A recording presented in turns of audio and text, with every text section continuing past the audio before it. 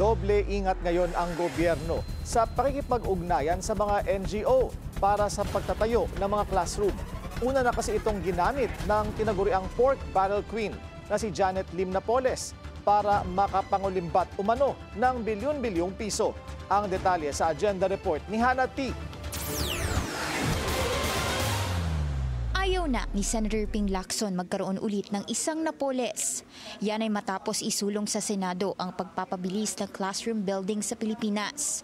Dito gustong ipa-authorize ni Senator Bam Aquino ang local government units at civil society organizations para sa classroom construction. Sa kanyang panukala, nakapasok sa definition ng CSO ang mga NGO o non-government organizations.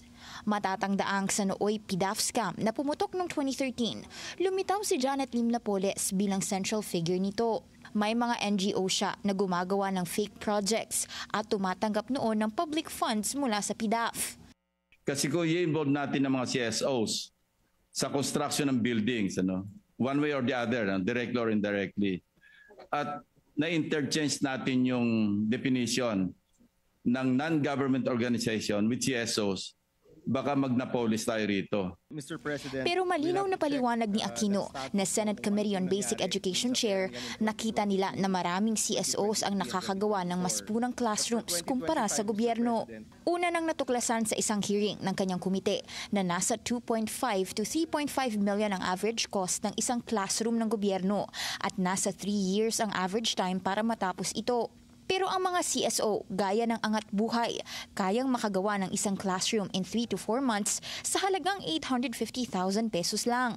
I found out recently that there's one NGO, I think, that has made more classrooms than DPWH. So what we included, Mr. President, is we included CSOs with track record in school building para masigurado na wala pong fly-by-night NGOs or CSOs ang masasama dito.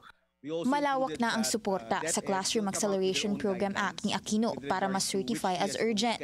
Nasa higit 300 local officials na ang isinusulong ito. Gusto rin ni Lacson ang nasabing panukala, kaya nananawagan siya ng safeguards para rito.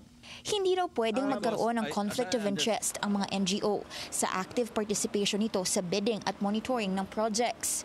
Humingi rin si Lacson ng paglilinaw tungkol sa status ng natira sa Basic Education Facilities Fund o BEFF mula 2022 to 2025. Nasa 54.88 kasi ang natira sa 91.3 billion na pondo.